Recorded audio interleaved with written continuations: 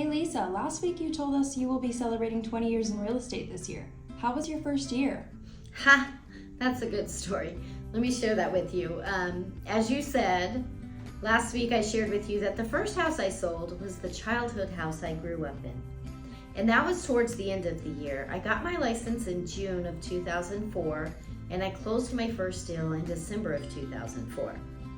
So I was working full-time when I got my license, and the plan was to quit my full-time job and go into real estate full-time in 2005, which I did.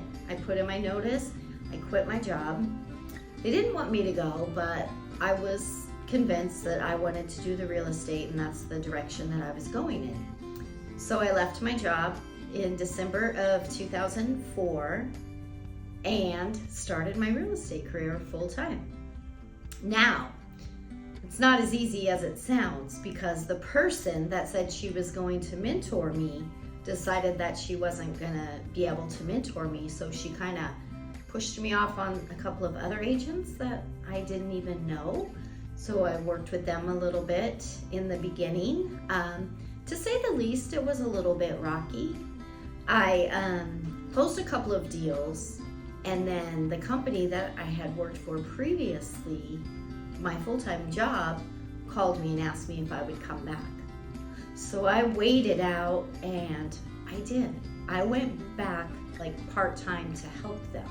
So my plan to go into real estate full-time isn't exactly what I did. I did it for 3 months, and then I went back and was doing the full-time job that I had before I started real estate. And I did that for a couple of years. I did do that for a couple of more years, and I was getting that steady little paycheck coming in, and I was doing real estate in between, but that's not really the way you want to do real estate. Stay tuned, and next week I'll tell you a little bit more about how that went.